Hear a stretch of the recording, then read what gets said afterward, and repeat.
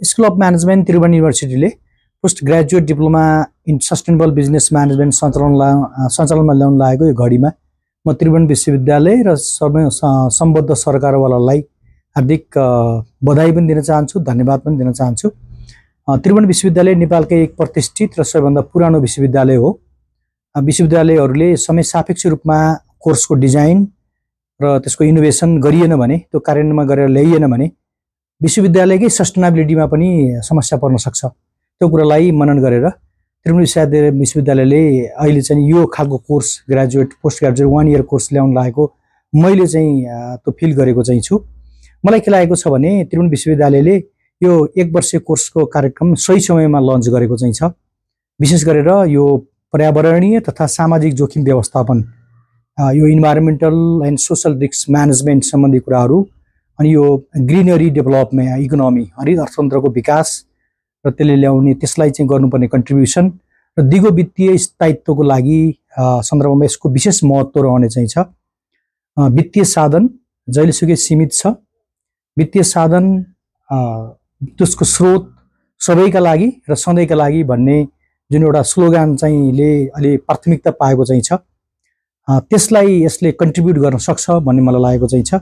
आज हामी सबै यो सस्टेनेबिलिटीको चाहिँ खोजीमा चाहिँ छौँ हैन। अब यसमा जलवायु परिवर्तन र त्यसले निम्त्याउने खालका फिजिकल रिस्कहरू र सँगसँगै ट्रान्जिसन रिस्कहरू र सामाजिक जोखिम र पर्यावरणीय दायित्वहरू अब केवल एउटा देश एउटा महादेशसँग मात्रै सीमित रहेनन्, तिनको मात्रै चासोको विषय बनेन।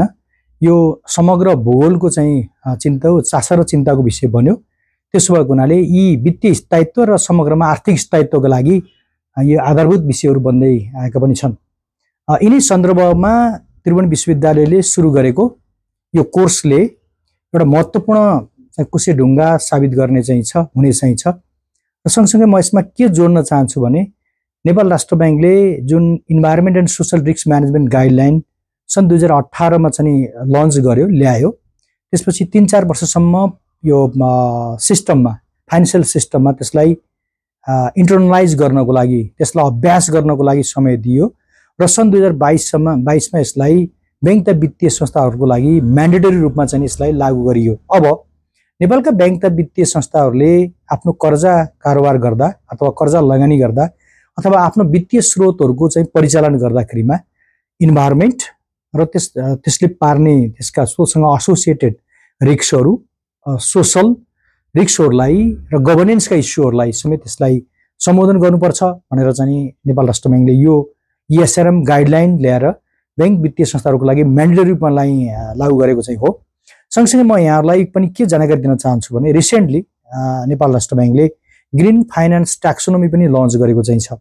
ग्रिन फाइनेन्स ट्याक्सोनोमी एउटा इन्टरनेसनल स्ट्यान्डर्डको डकुमेन्ट चाहिँ हो, जसमा बैंक तथा वित्तीय संस्थाहरू लगायत कुनै पनि अर्थतन्त्रका सबै आर्थिक क्रियाकलापहरूलाई समग्रमा ग्रिन, एम्बर र रेड गरेर 3 भागमा क्लासिफिकेसन चाहिँ गरिने व्यवस्था गरिएको चाहिँ छ।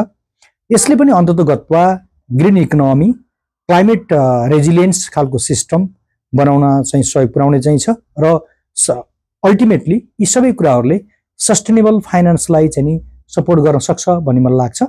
वित्तीय क्षेत्रमा कार्यरत हाम्रा सहकर्मीहरू, बैंक तथा वित्तीय संस्थामा कार्यरत गरेका कर्मचारी साथीहरू, अब उहाँहरूले चाहिँ ट्रेडिसनल टाइपको ब्याङ्किङ मात्रै गरेर पुग्दैन। त्यसैले त्यहाँ काम गर्नेहरूले इनोभेटिभ ब्याङ्किङ र अहिले मैले उल्लेख गरेका ESRM गाइडलाइनले चाहिँ परिकल्पना गरेका कुराहरू, ग्रिन फाइनेन्स ट्याक्सोनोमीले अवलम्बन गरेका विषयहरूलाई समेत चाहिँ कोप गर्नुपर्ने, तिनलाई समेत चाहिँ समय सापेक्ष रूपमा चाहिँ हेर्नुपर्ने, त्यसरी अगाडि बढ्नुपर्ने भएको हुँदा हाम्रो ट्रेडिसनल ब्याङ्किङ भन्दा अगाडि बढेर त्यो काम गर्नको लागि यी विषयहरूमा छलफल गर्न सान्दर्भिक देख्छु म।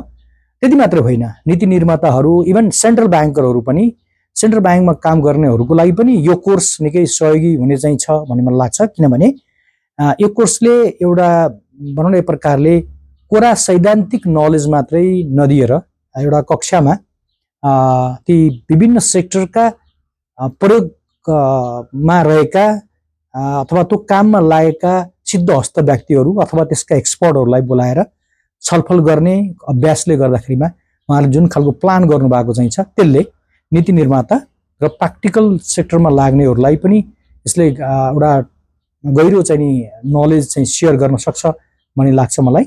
र यससँग सँगसँगै त्रिभुवन विश्वविद्यालयले आगामी दिनमा पनि यस्तै खालको प्रकृतिका इनोभेटिभ प्रोग्रामहरू ल्याउने चाहिँ छ।